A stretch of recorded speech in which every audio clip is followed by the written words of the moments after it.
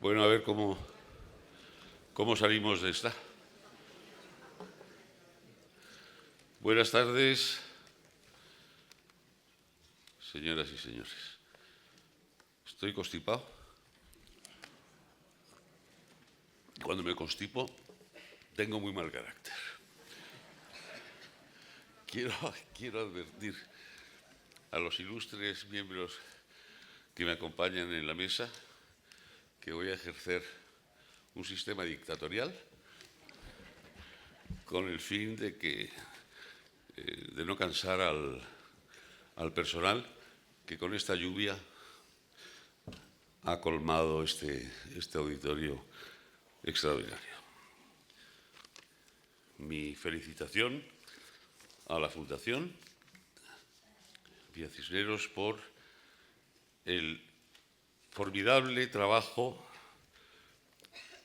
y la obra que están llevando a cabo. Me dice María San Gil que posteriormente, dado que la Mutua madrileña parece que cobra bastante y que la Fundación no tiene medios suficientes, pues si dejáis un obolito a la salida, estaremos muy agradecidos.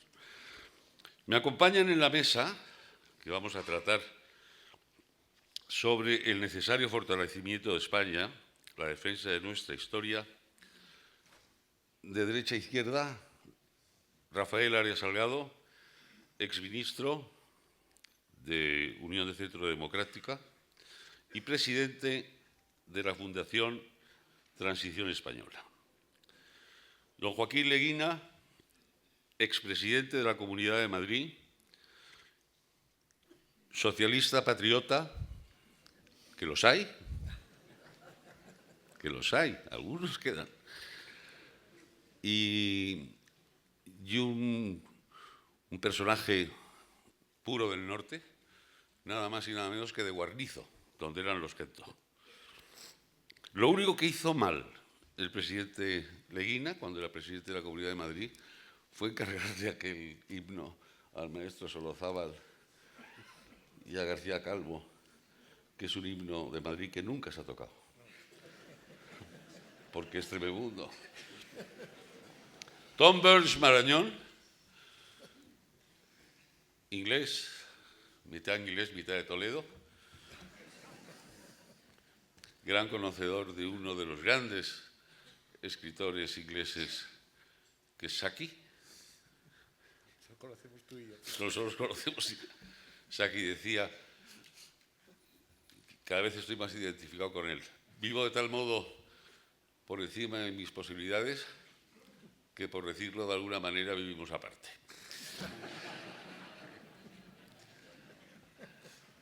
Escritor, historiador y siempre de éxito. Y a mi izquierda, ahí muy alejado, a nuestro querido Marcelino Oreja Aguirre, exministro de Asuntos Exteriores, que será el último en tomar la palabra. Tendrán 5 minutos cada uno, ni uno más ni uno menos. Jaime Mayor me hace gesto de 10. No, yo mando hoy.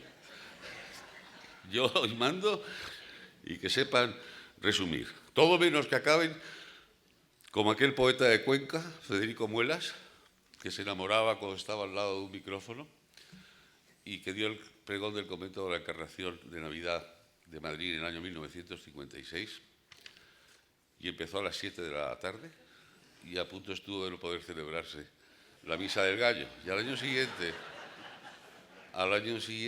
el Manuel Alcántara, que fue el que encargado de dar el pregón, se refirió a su antecesor y dijo: en el portal de Belén habló Federico Muelas. Al terminar las pastoras, eran ya todas abuelas.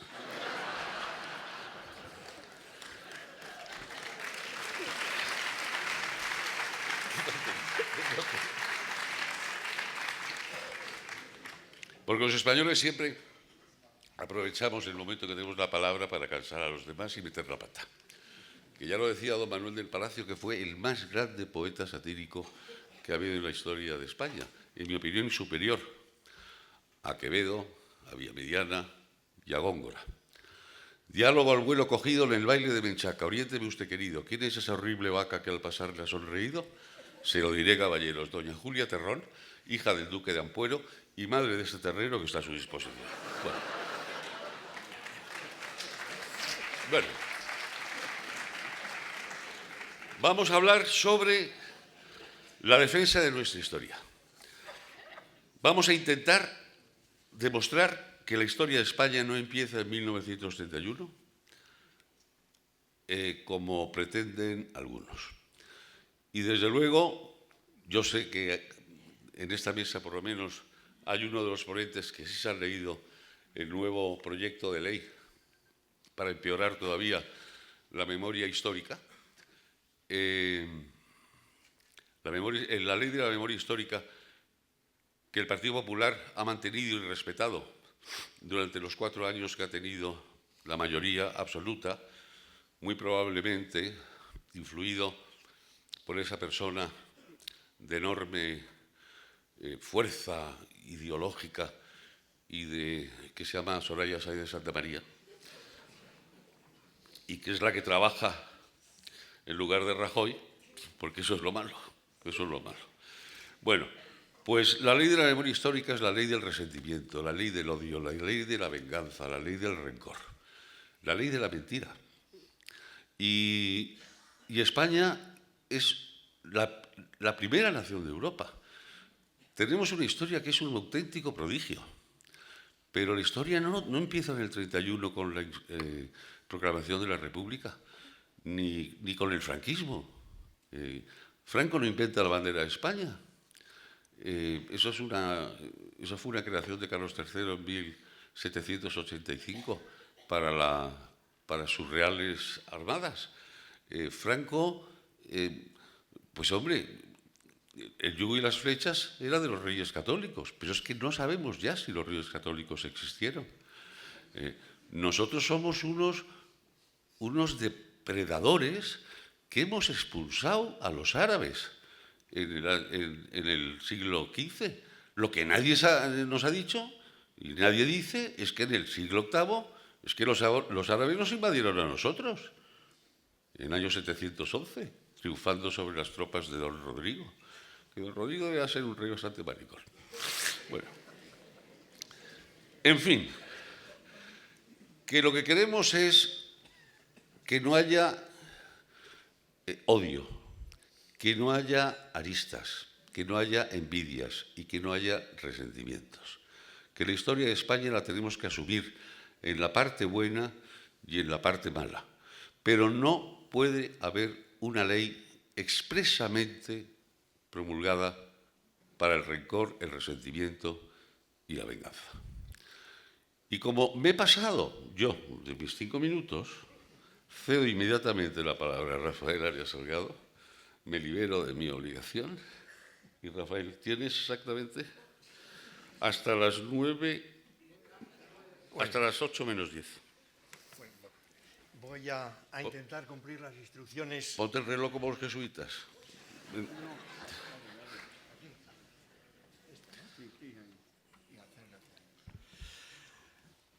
Voy a intentar cumplir las instrucciones de nuestro moderador y voy a hacer un análisis, por tanto, muy sintético de lo que fue la Ley de Amnistía de octubre de 1977 y lo que representa la proposición de ley recientemente presentada por el Grupo Socialista en el Congreso de los Diputados.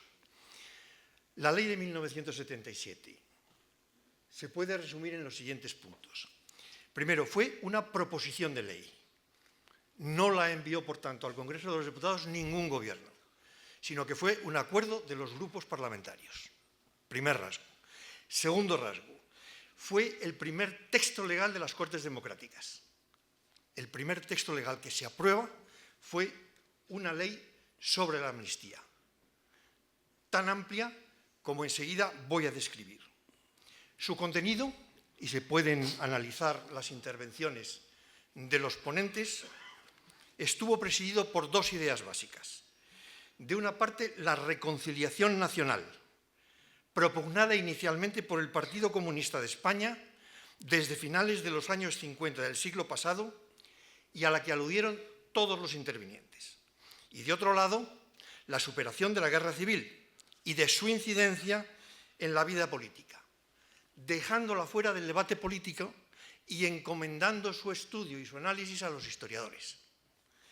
Debo decir, y es un dato que suministraba el otro día, me parece que Stanley Payne, en los últimos 20 años se han escrito 1.900 libros sobre la guerra civil y sus secuelas, a razón de 90 libros por año.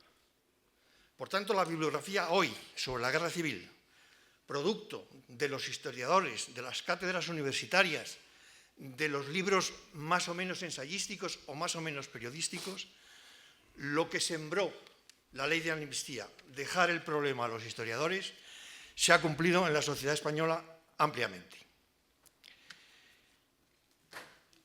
Estos son los puntos principales de la ley de amnistía, pero todavía querría insistir en otra dimensión de su significado esencial.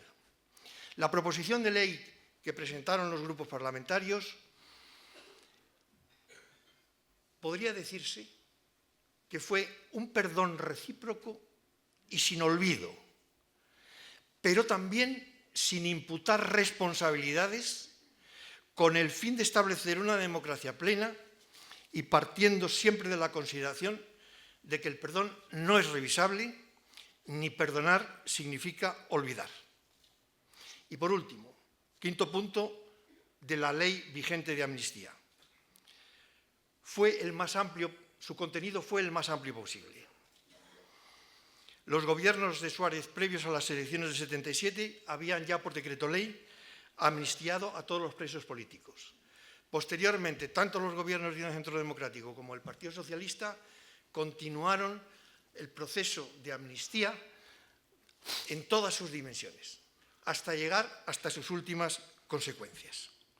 Y de esa forma se compensaron con pensiones o indemnizaciones a todos aquellos que de alguna manera habían padecido la guerra civil y sus secuelas.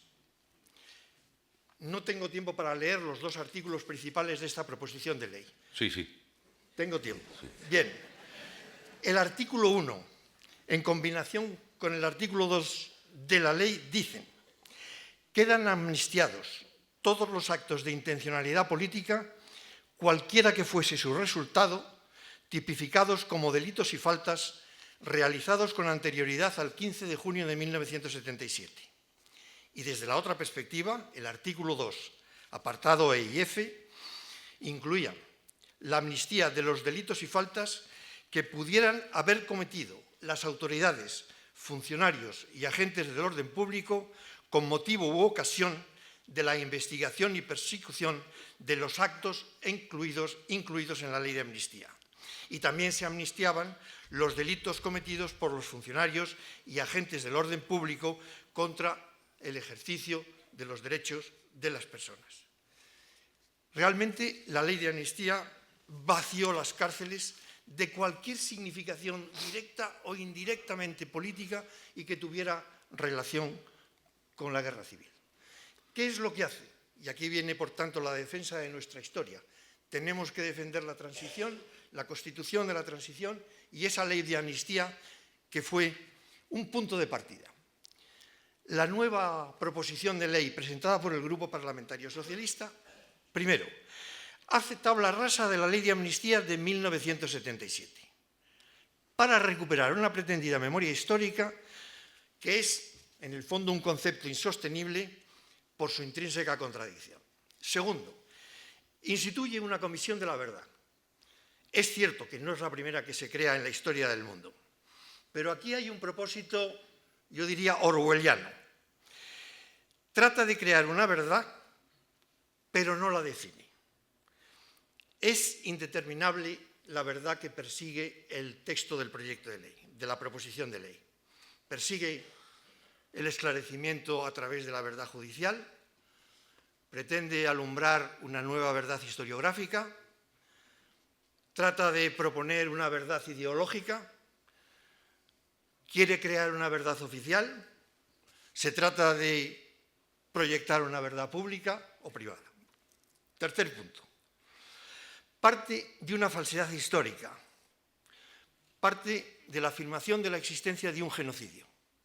La Guerra Civil Española, se la mire como se la mire, no fue nunca, ni podrá ser históricamente, si se hace un análisis riguroso, un genocidio. Lo que fue es un enfrentamiento brutal, un enfrentamiento civil y bélico brutal, y por tanto no es aceptable pretender aplicar una legislación internacional, el concepto de genocidio, pensada para otros supuestos. Cuarto, introduce el derecho internacional en el enjuiciamiento de una guerra civil, pero tiene que recurrir a un derecho internacional que es posterior a la propia guerra civil. Apela a las Naciones Unidas, a la ONU, que entonces no existía.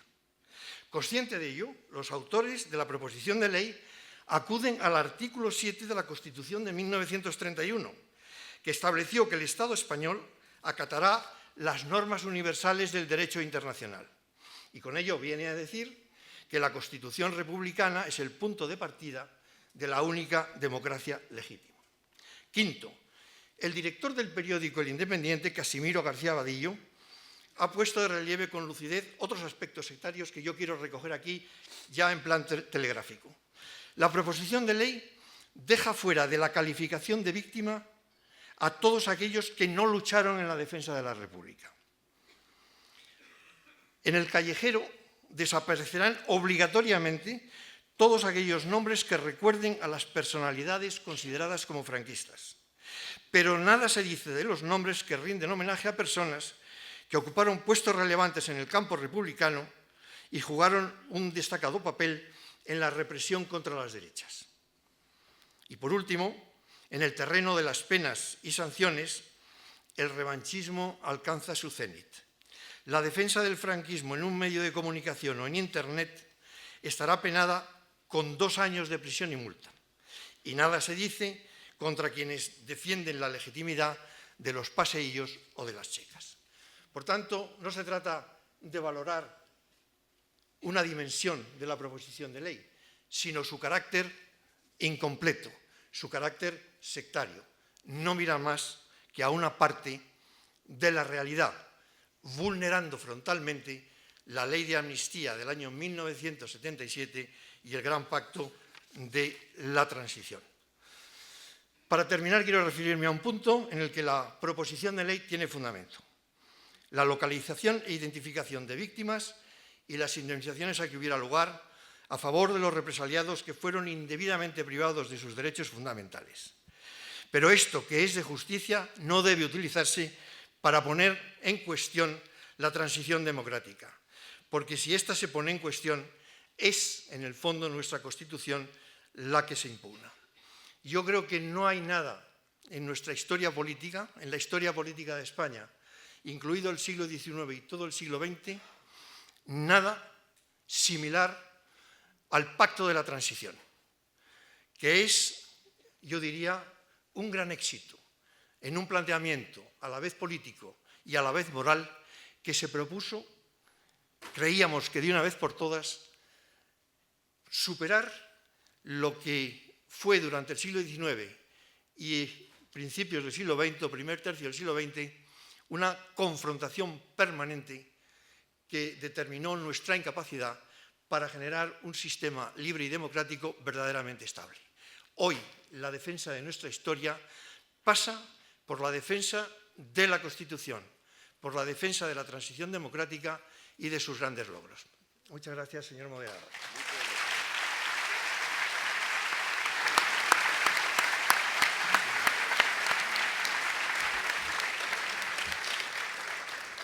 Don Joaquín Leguina.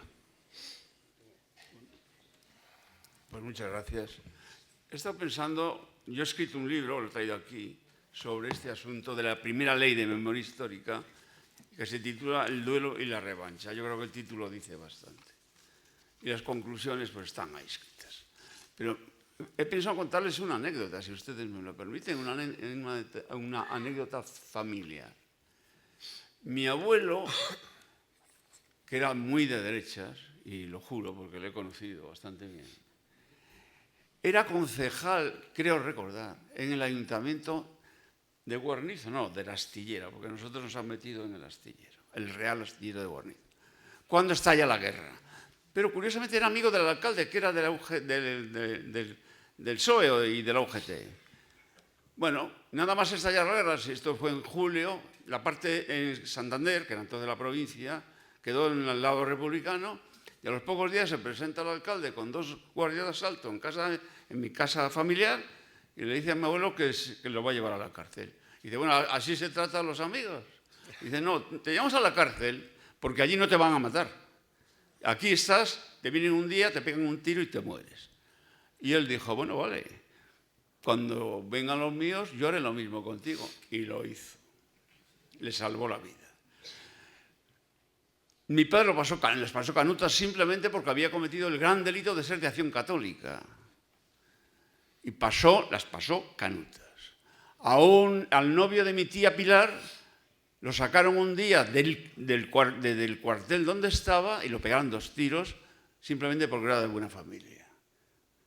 Bien, pasa el tiempo, se termina la guerra, el alcalde se salva, yo lo he conocido a ese alcalde que venía mucho por casa, y una noche del año 43, en plena guerra mundial, llaman a la puerta y era una señora que se llamaba Josefa, no me acuerdo el apellido, Josefa Peña. Josefa Peña llama a la puerta, al portalón enorme, mi abuelo baja con aquellos calzoncillos largos que llevaban a ver qué quería. Y, mire, está pariendo una vaca y la cosa viene muy mal y se nos puede morir. Y morirse una vaca en Santander es muy, muy importante, ¿no? Entonces, mi abuelo dice, espérate que bajo, ¿no? Mi abuelo era ganadero y conocía bastante bien estos asuntos. Y se encuentra con que sus hijas, entre ellas mi tía Pilar, a que acababan de matar a su novio, le dice, pero ¿cómo vas a bajar? Esos son unos rojos. Nos han mirado mal siempre, no sé qué. Dice. Y mi abuelo dijo la frase sacramental, que es la que tengo que subrayar. Dijo, oye, mirad, o bajo o esto no se acaba nunca. Y eso es lo que hizo, bajó y aquello se acabó.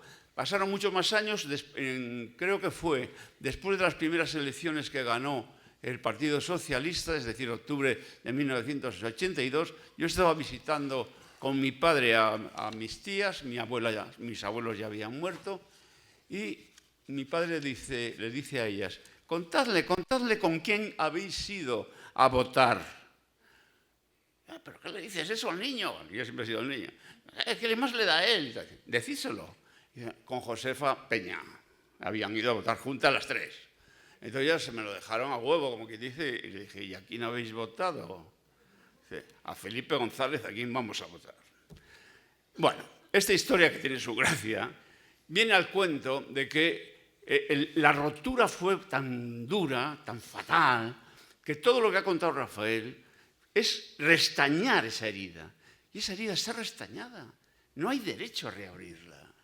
Por lo tanto, ni memoria histórica, esa ley esa proposición de ley, yo creo que no va a salir nunca, para bien de todos, y también para bien del Partido Socialista, lo siento, muy sinceramente. Porque es una ley, yo me he leído, y en fin, sin entrar en más dibujos, porque está muy bien retratado por Rafael, yo creo que eso no puede salir adelante. Simplemente. Termino leyendo un trocito de este libro que he señalado. No creo exagerar un ápice si digo que la inmensa mayoría de los españoles desea mirar hacia adelante y que se abandone de una vez la actitud que definió muy bien el autor británico John Osborne en el título de una de sus obras, Mirando hacia atrás con ira. Parecería que muchos compatriotas se preguntan, ¿qué hemos hecho los españoles para merecer el castigo de seguir anclados en la guerra civil? O parodiando a Vargas Llosa en su novela limeña titulada Conversación en la catedral. Seguir eternamente preguntándonos ¿cuándo se jodió España? Zabalita. Mas sean cuales sean las causas que provocan este complejo, que bien podría llamarse de la mujer de Lot, es decir, mirando para atrás, repito, la inmensa mayoría de nuestros compatriotas está compuesta por personas que no están dispuestas a convertirse en estatua de sal. Muchas gracias.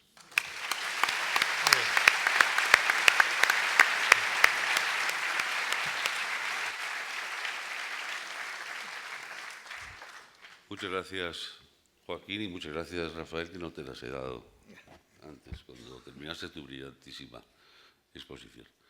Tom Burns. Gracias. Buenas tardes a todos ustedes. Y muchas gracias, Alfonso. Vamos a ver, como estudioso a mi manera de la historia y la política, tengo una certeza que quisiera compartir con ustedes. La mala historia hace mala política y de la misma manera la mala política hace mala historia. Entiendo por mala historia la que está infectada por resabios totalitarios que atentan contra la libertad individual. Y sé, como saben ustedes, que la historia es un aparejo fundamental en la caja de herramientas de la tribu del pensamiento único. Lo emplean con ahínco y descaro para conseguir sus fines. Es una tarea que se llama revisionismo histórico. Esto nos lo enseñó, entre otros, George Orwell, a quien Rafa se ha referido, y Orwell escribió y dijo, por activa y por pasiva, al final de su vida lo siguiente: el que controla el presente controla el pasado, y el que controla el pasado controla el futuro. Esto no tiene demasiada vuelta de hoja. Al tergiversar o directamente ignorar lo que sucedió, se ensalza a los buenos, que son los tuyos, y se demoniza a los malos, que no son los tuyos, para justificar la posterior marginación y eliminación de los que no son los tuyos y son el enemigo. Lo importante a tener en cuenta es que la mala historia es un elemento imprescindible para la exitosa persecución de la mala política. Lo es porque al tergiversar el pasado con fines ideológicos se elimina cualquier referencia a que las cosas en el presente y en el futuro pueden ser de otra manera. Orwell formuló su axioma en 1937 en Barcelona, cuando estuvo alistada en las milicias del POUM y tuvo que ir perseguido por la Generalitat, el Partido Comunista y los comisarios políticos soviéticos bajo la acusación de ser un contrarrevolucionario. Orwell convirtió su aforismo en el hilo conductor de sus novelas Rebelión en la Granja y 1984, donde existía, como ustedes sabrán, un Ministerio de la Verdad. La mala historia es la que se escribe con criterios sectarios y se divulga con fines propagandísticos. Está al servicio de la mala política, que es la política que excluye y que impone criterios y conductas. La mala historia no tiene lugar en una sociedad abierta y liberal. Ciertamente toda historia contiene mucho relato del presente porque inevitablemente se escribe según las sensibilidades y las circunstancias de quien la escribe tiempo después.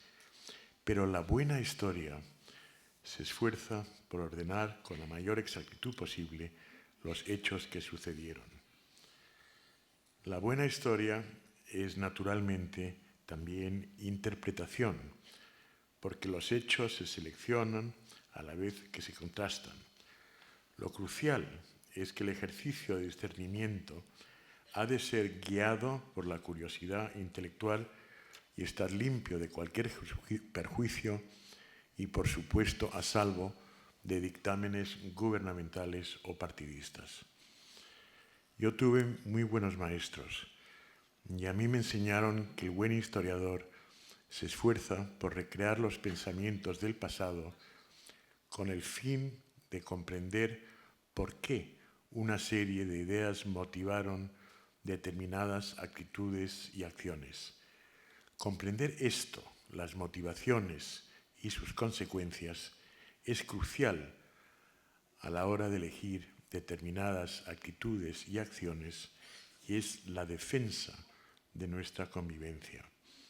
El buen historiador no juzga, expone y deja que cada cual aprecie según su propio criterio. Y yo entiendo que esa es la historia que una sociedad libre ha de defender. Acabo ahora, querido Alfonso. La historia, esto es importante, la historia es una cosa y la memoria es otra. He intentado explicar lo que es la buena historia y hay que entender que la memoria ni entra ni sale ni en lo que es la recopilación, el ordenamiento, la selección y la interpretación de hechos que sucedieron en el pasado.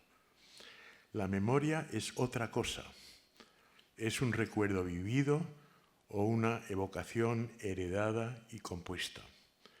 En este caso concreto, la memoria de la que habla esta proposición de ley es una nostalgia neurasténica que ha sido creada y es atizada por revanchistas con fines políticos muy concretos. Y en cualquier caso, esta sin razón no tiene nada que ver con la historia. Lo triste y dramático es cómo se ha popularizado ese oxímoron que es memoria histórica, este viaje a ninguna parte, esta conjunción de conceptos que no guardan ninguna relación entre sí. El hecho de que se ha generalizado, que la gente habla de la memoria histórica, es una buena muestra de hasta dónde ha llegado el pensamiento desordenado de nuestros tiempos. Apena y preocupa que no se repare en tamaño disparate conceptual. Y acabo. Lo que me interesa y nos interesa a todos es por qué este disparate. ¿Qué pretende el Partido Socialista con esta ley?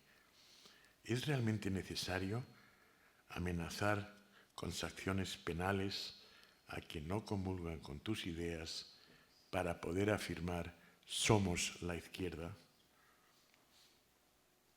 ¿Y a dónde hemos llegado tras 40 años de democracia? ¿Cómo es que los mejores no están en la política? ¿Por qué no está Joaquín Leguina dando lecciones a Pedro Sánchez y a Rodríguez Zapatero?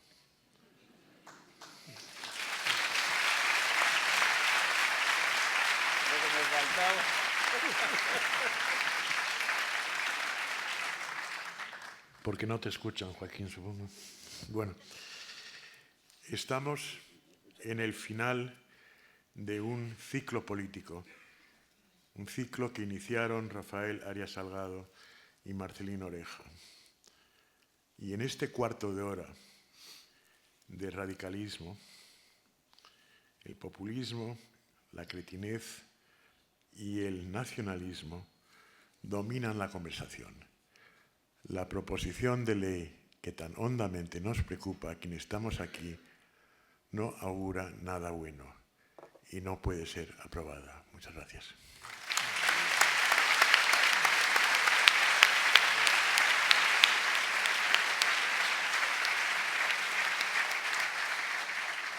Antes de dar la palabra a Marcelino Oreja, creo que es justo reconocer públicamente la extraordinaria labor de Íñigo Gómez Pineda, de Rocío Gómez Pineda Fagalde, del sector heroico del Partido Popular del País Vasco, que incluyo a Carlos Urquijo. Carlos Urquijo tuvo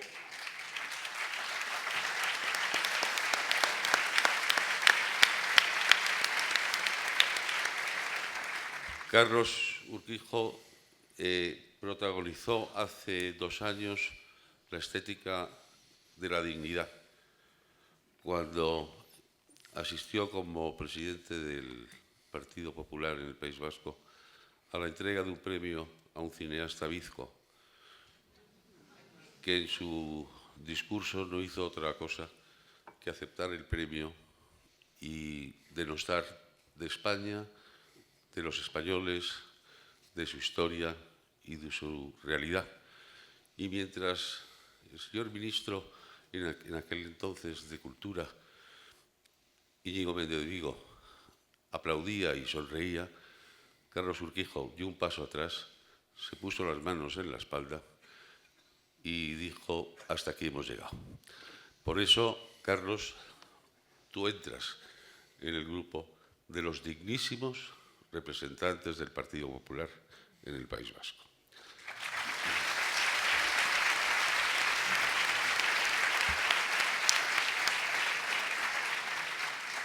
Tiene la palabra Marcelino Oreja.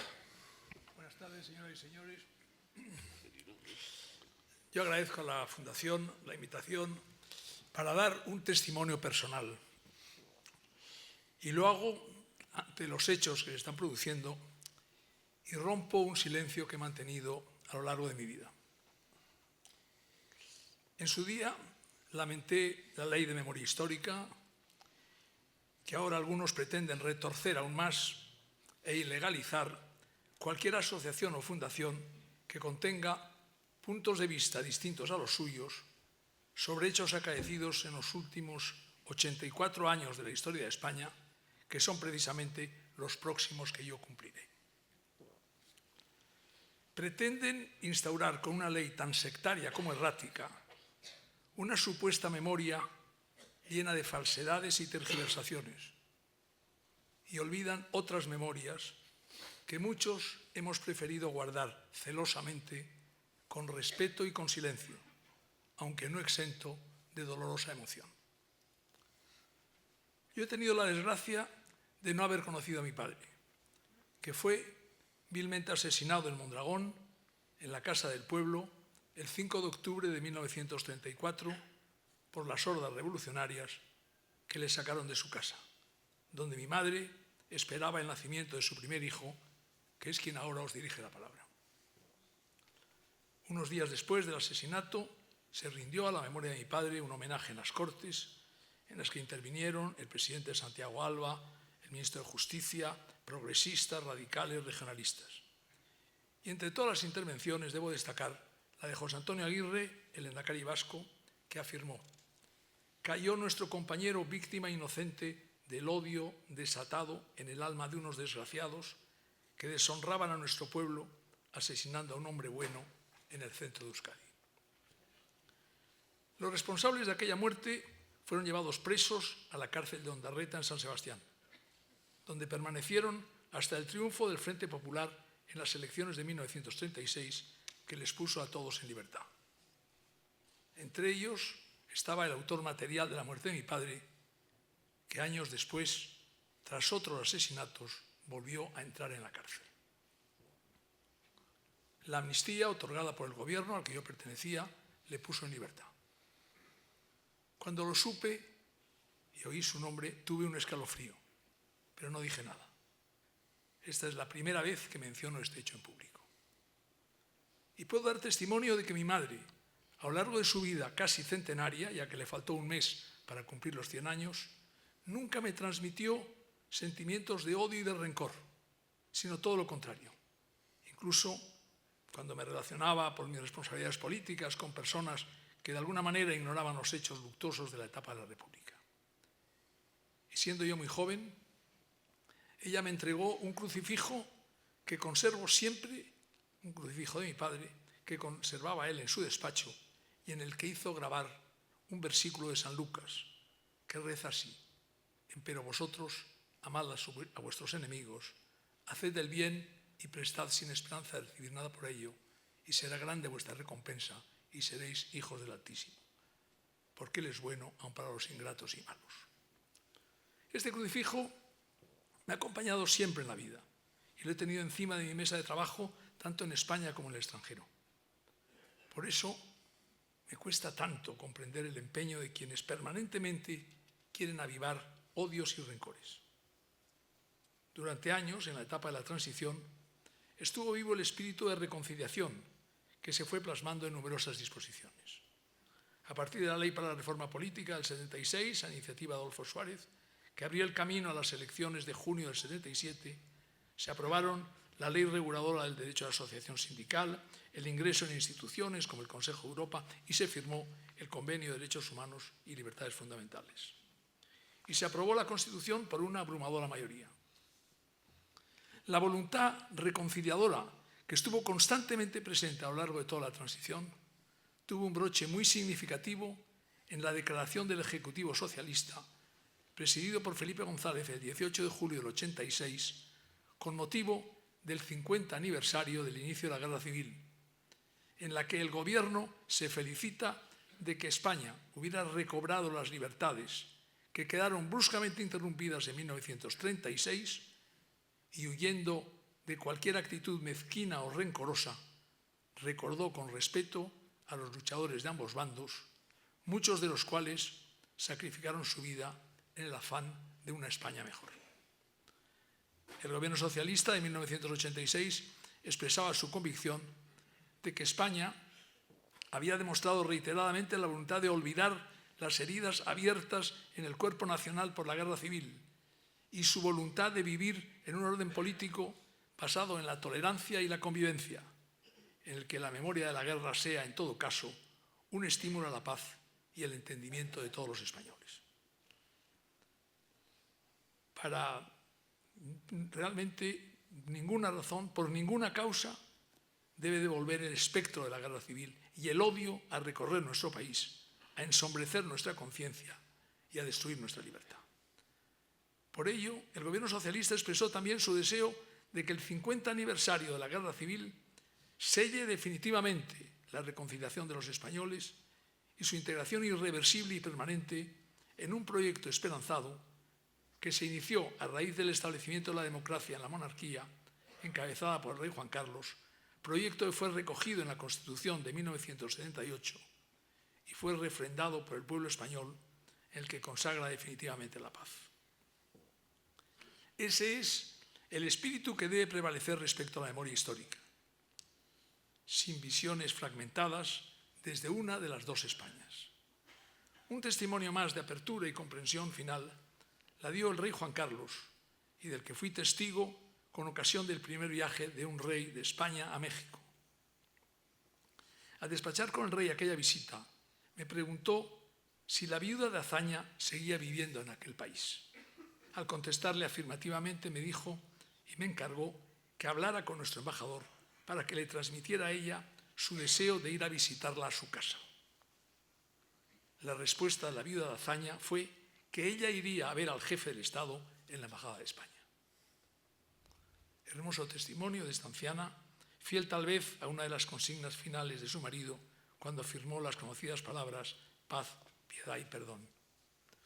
Estos y otros muchos son los testimonios que podemos invocar para rechazar la proposición de ley presentada en nombre del Grupo Socialista que pretende castigar con la pena de prisión de 6 meses a 2 años a quien justifique o enaltezca nuestro reciente pasado. Como pone de relieve el Manifiesto por la Historia y la Libertad, ningún parlamento democrático puede ni debe legislar sobre la historia. Mantengamos viva la memoria y la esperanza. Como puso de relieve un gran español, médico eminente y fecundo intelectual e historiador, Gregorio Marañón, en su discurso de recepción a Pedro Laín Entralgo en la Academia Española, memoria y esperanza, con su temblor de ansiedad, son los puntos de apoyo de la acción creadora del hombre. Recordar y esperar es en suma crear, y crear está muy próximo a creer. Y concluyo. La ley de memoria histórica es una falsedad, un grave error y un mal servicio a España. Estas son mis convicciones en las que deseo permanecer fiel en lo que me queda de vida. Muchas gracias.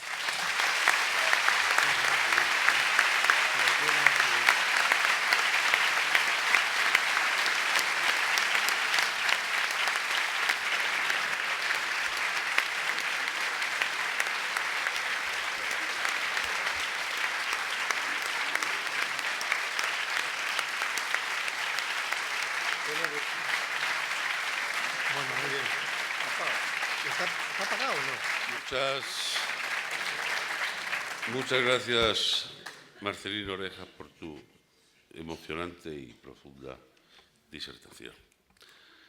Antes de iniciar este acto, a mí lo del acto, me da un poco de vergüenza porque cuando yo estaba en el colegio, cada vez que se hablaba del acto, era el acto sexual.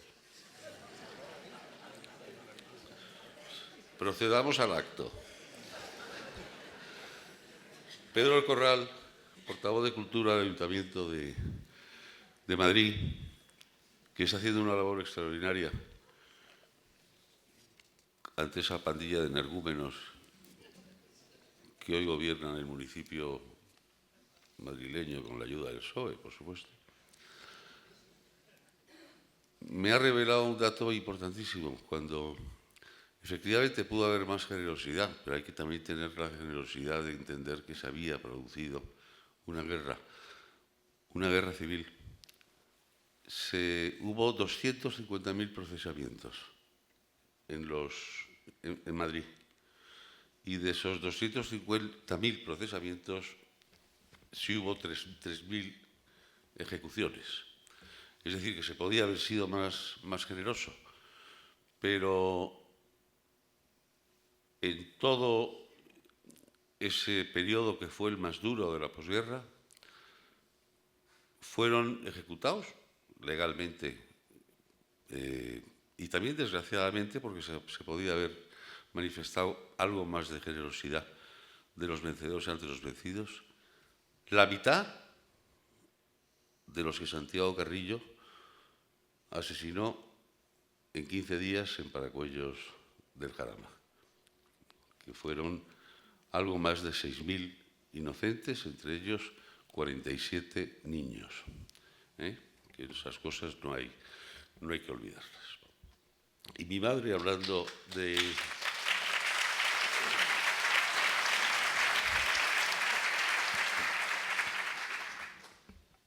Mi madre, estableciendo una comparación con las palabras de Marcelino Oreja, que era la hija mayor de don Pedro Muñoz Seca, asesinado en Paracuellos del Jarama. Yo, inmerso en un proceso de beatificación, me hace muchísima ilusión ser nieto de un beato de la Iglesia.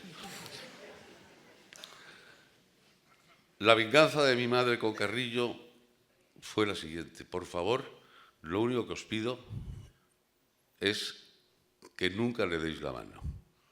Efectivamente, yo me he encontrado con Carrillo muchas veces y tampoco le he saludado mucho, y tuve la mala suerte de hacer un viaje Barcelona-Madrid en el puente aéreo que nos tocó juntos,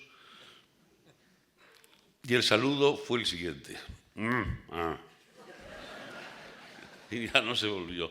Pero, en fin, yo creo que en ese sentido, quizá por la educación cristiana, quizá por el fondo la capacidad de perdón y la capacidad de olvido ha sido muchísimo más profunda en lo que se podría llamar la parte vencedora que en la parte vencida. Bueno, Jaime Mayor Oreja no quiere que yo vea hoy el partido del Chelsea con el Barcelona, conociendo además que mi tatarabuela nació en Chelsea, que por eso me interesa tanto. Porque además tengo casi la seguridad de que al Barça le van a mandar a tomar por saco esta noche.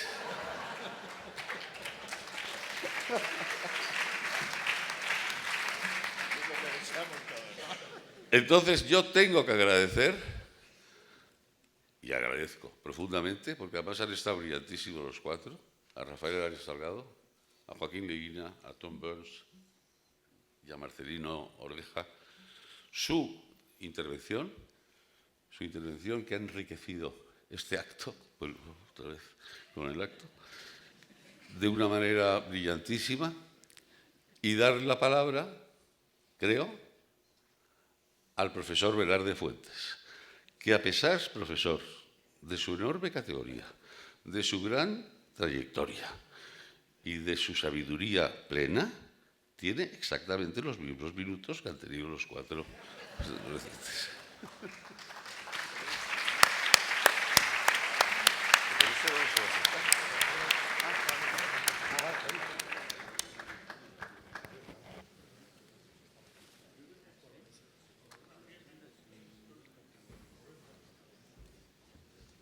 Profesor, ¿quieres sentarse aquí? Ponte aquí.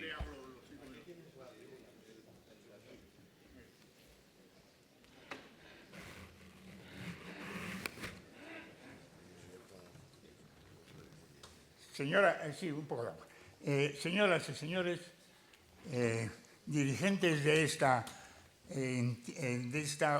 reunión verdaderamente fundamental, existe un enfoque triple en apoyo del mensaje contenido en el Manifiesto por la Historia y la Libertad, y ese motivo es el que nos reúne hoy aquí a todos. Es un mensaje que se dirige no solo a las tareas de historiadores y a los profesores, sino que me atrevo a añadir que a todo el ámbito intelectual y a todos los españoles. Y es, en primer lugar, que es preciso tener en cuenta el artículo 20 de la Constitución española actualmente vigente. En él, en sus párrafos 1 y 2, se lee: 1. Se reconocen y protegen los derechos a expresar y difundir libremente los pensamientos, ideas y opiniones mediante la palabra, el escrito o cualquier otro medio de expresión. B. A la producción y creación literaria, artística, científica y técnica. C. A la libertad de cátedra. D. A comunicar y recibir libremente información veraz por cualquier medio de difusión. La ley regulará el derecho a la cláusula de conciencia y al secreto profesional en el ejercicio de estas libertades. En segundo término, porque todo un grupo de intelectuales españoles, cuando se intentó que sus expresiones se efectuasen de acuerdo con el modelo previo que de manera obligada era exigida, provocaron el exilio y la protesta. Giner de los Ríos se convirtió para siempre en un ejemplo de cómo se debe reaccionar frente a estas medidas intimidatorias y ciertamente contrarias a la libertad. Y finalmente, porque yo personalmente y en todas mis etapas vitales seguí estas orientaciones. No me importó nunca elogiar la política económica de Indalecio Prieto en sus posturas en el Ministerio de Hacienda y en Obras Públicas. Participé asimismo en un homenaje académico a Aniceto Alcalá Zamora y también he estado en su casa y he hecho declaraciones sobre él en la prensa y en artículos periodísticos de investigación. He publicado numerosos trabajos elogiosos sobre el grupo intelectual de clausistas de la Universidad de Oviedo. He asistido, invitado, a reuniones organizadas por el Partido Socialista con motivo de su centenario. En la década de los 60 dirigí en el Ministerio de Trabajo la Revista de Trabajo. En ella se publicaron artículos muy interesantes sobre los movimientos obreros en España, escritos por especialistas donde alababan actitudes relacionadas con todos estos movimientos. Jamás recibí ninguna observación crítica por parte de autoridad alguna. Y ahora se me va a impedir que, por ejemplo, elogie a Ullastres, quien tras ser designado por Franco como ministro de Comercio formuló el plan de estabilización y después, como embajador ante el Mercado Común Europeo, logró el acuerdo preferencial de 1970, de todo lo cual se desprende nada menos que buena parte del desarrollo actual de la economía española. Finalmente, cuando se me solicitó por una serie de inteligentes amigos que respaldase juntamente con ellos y ese gran historiador que es Penn, este manifiesto sobre la historia y la libertad, acepté, porque siempre he estado de acuerdo con aquello que Ramón del Valle-Inclán, en Tirano y Banderas, escribió: el mutismo es impropio para dar ánimos al compañero y hasta puede ser una falta de generosidad. Y eso a mí me repugnaría. Nada más, muchas gracias.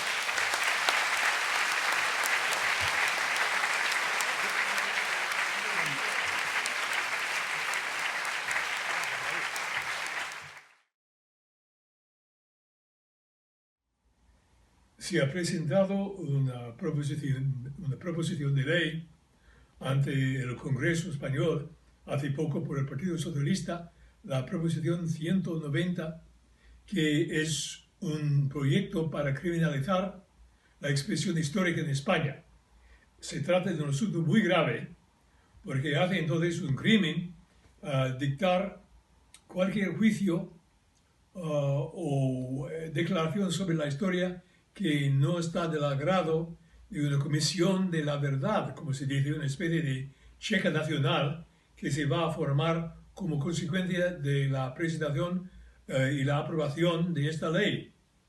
Realmente se trata de un asunto muy grave, porque esto es en efecto la criminalización de la expresión histórica, porque tiene la provisión en la ley de recomendar una serie de penas para la condenación de los que han transgredido los límites de esta ley en la expresión histórica, que proveen en un total entre 1 y 4 años de cárcel, multas de hasta 150.000 pesetas, digo euros, 150.000 euros, y luego también la inhabilitación en la docencia para profesores y maestros por un periodo de varios años. Es un atentado en contra de la Constitución de España, es un primer paso realmente en la violación de la Constitución y de poner fin al constitucionalismo en España, porque la libertad de expresión, la libertad de prensa, la libertad de la discusión son derechos civiles absolutamente fundamentales en la sociedad democrática. Y si a través de una ley de lo que podemos llamar de sovietismo suave, entonces se atiende en contra de esto, es un primer paso en el derrocamiento del constitucionalismo español y de la democracia misma en España. Es un intento de profundizar en la llamada Ley de Memoria Histórica de hace 11 años, aprobado por el gobierno Zapatero.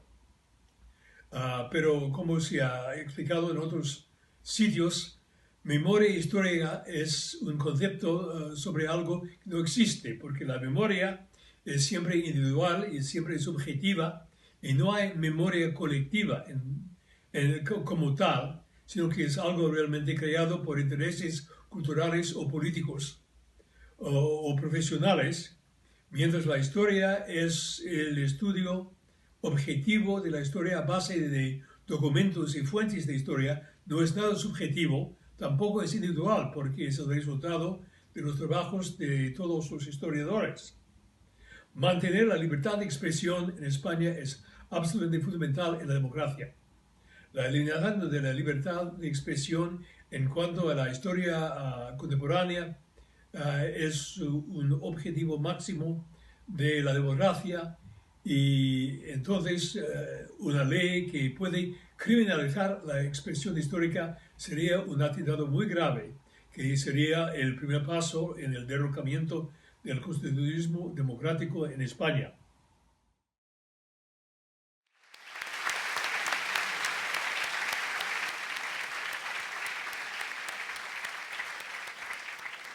Muchas gracias, Stanley. Yo me creía que un hombre, un hispanista y un intelectual de la categoría de Paine tenía más bibliotecas, más libros.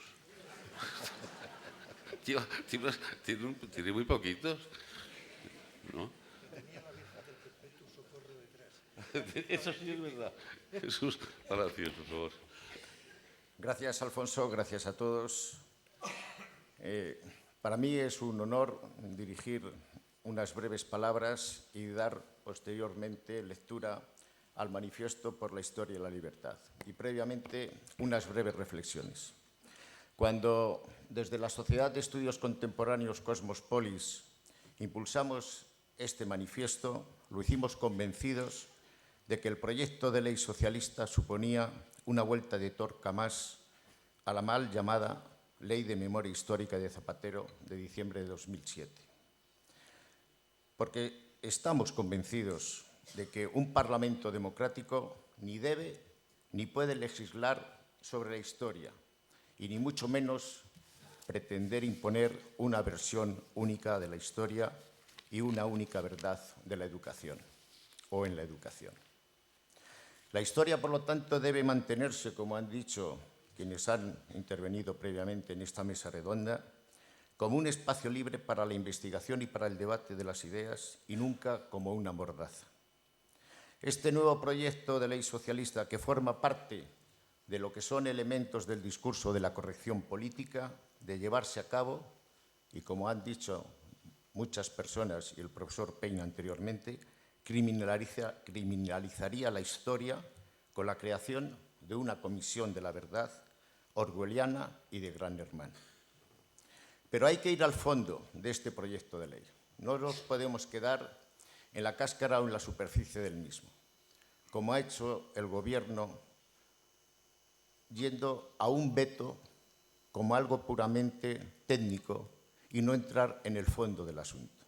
Y como ha hecho también la Mesa del Congreso de los Diputados, con el apoyo del Partido Popular, del Grupo Popular y de Ciudadanos, vetando, de momento, el desarrollo de este proyecto de ley de nueva memoria histórica. Hay que ir al fondo del mismo. Y por eso este manifiesto, que quiere entrar en el fondo, es un manifiesto de la sociedad civil que no va contra nadie y sí a favor de todos. Un manifiesto encabezado por las personas que acaban de precederme en la palabra, por el profesor, el hispanista e historiador Stanley Jospin y por Juan Velarde Fuertes, director de la Academia de Ciencias Morales y Políticas. Por eso es transversal, porque hay muchos intelectuales, ya varios cientos, entre otros Fernando Savater, Andrés Trapiello, Octavio Ruiz Manjón o John Juaristi, dos de ellos que son comisionados de la Ley de Memoria Histórica del Ayuntamiento de Madrid.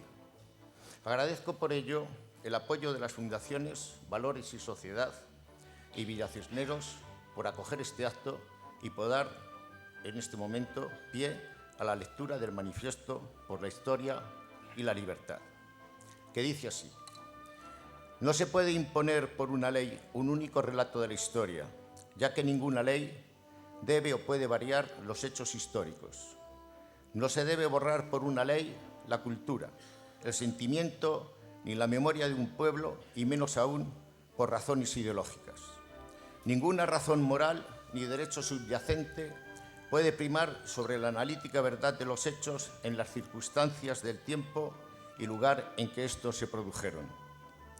La interpretación de unos hechos, cualquiera que estos sean, no puede ceder a ninguna manipulación política partidista. Legislar sobre la historia o contra la historia es simplemente un signo de totalitarismo y es antidemocrático y liberticida. Sin embargo, en España viene perpetrándose un inadmisible y flagrante historicidio desde la aprobación de la mal llamada Ley de Memoria Histórica de diciembre de 2007. Pese a ello, el Partido Socialista pretende ahora, en una vuelta de tuerca más, que se apruebe una nueva ley y espuria Ley de Memoria Histórica con la intención de legalizar cualquier asociación o fundación que sostenga puntos de vista diversos y plurales sobre los hechos acaecidos en el último siglo de la historia contemporánea de España. Con la implantación de una comisión de la verdad, se amenaza con penas de cárcel, inhabilitación para la docencia y elevadas multas a quienes mantengan opiniones divergentes a la verdad única, la destrucción y quema de las obras o estudios declarados no gratos y la expropiación, destrucción o transformación de una parte del patrimonio histórico-artístico de la etapa más reciente de España. Tal proposición de ley ataca directamente los fundamentos de la Constitución y los valores superiores que su ordenamiento jurídico consagra: la libertad de opinión, expresión, investigación y cátedra, la justicia, solo atribuible a jueces y tribunales, la igualdad, que impide la discriminación por sexo, raza, religión, ideología, opinión o cualquier otra condición o circunstancia personal o social, y el pluralismo político, ejercido como actividad libre dentro del respeto a la Constitución. Dicha proposición de ley, de resultar aprobada, chocaría frontalmente con la Constitución en su redacción y espíritu. El proyecto vulnera el principio de la verdad documentada de la historia, como demuestra el mero hecho de que esa única versión quiera imponerse por la fuerza del Estado al ser incapaz de sostenerse en un debate de investigación serio, libre e independiente. Su capcioso velo jurídico, invocando a modo de pantalla la dignidad de las víctimas de solamente una parte o equiparando el franquismo con diversos regímenes totalitarios, son solo el envoltorio sentimental y manipulador de una ofensiva contra la libertad de los españoles, contra la democracia y contra la verdad histórica. Estamos ante una ley de tipo soviético que no debería ser propuesta por ningún partido ni individuo que respete la convivencia democrática en paz y en libertad, que solo sirve para reabrir viejas heridas que todos creíamos ya cicatrizadas y que desde luego nunca debería ser aprobada en una nación como España. Resultaría dramático para la convivencia de los españoles que 80 años después del final de la Guerra Civil y de haber transcurrido más de 40 años tras la extinción del franquismo, se intente anular la libertad de pensamiento de los españoles y reinstalar en la sociedad los mismos odios que condujeron a aquellos calamitosos acontecimientos. Esta propuesta de ley debe ser rechazada con firmeza por toda la sociedad, pues España no puede permitirse una involución hacia regímenes del tipo implícito en la misma. La experiencia histórica no debe pasar en balde y de ella debemos aprender. Los hechos históricos son hechos históricos y los estudios e investigaciones de los mismos deben producirse en total y plena libertad para el debate y la confrontación abierta de las ideas, pero jamás bajo la mordaza y el castigo penal de un Estado democrático. Y ello principalmente porque ningún parlamento democrático ni puede ni debe legislar sobre la historia, pues de hacerlo criminalizaría la historia, estableciendo una checa de pensamiento único al imponerse por la fuerza y la violencia del Estado. Muchas gracias.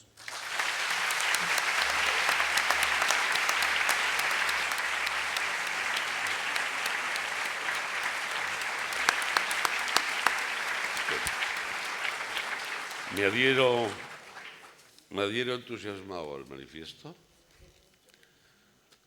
Muchas gracias a todos que han intervenido.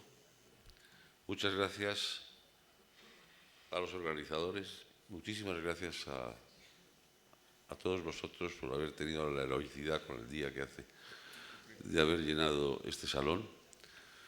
Yo tengo la mala costumbre, por mi origen poético, literario, de terminar siempre mis intervenciones con recitando una poesía. Esta vez lo voy a hacer en ruso. Y es de Boris Godunov. Звучно гремит колокольчик, и дорога пылится слегка.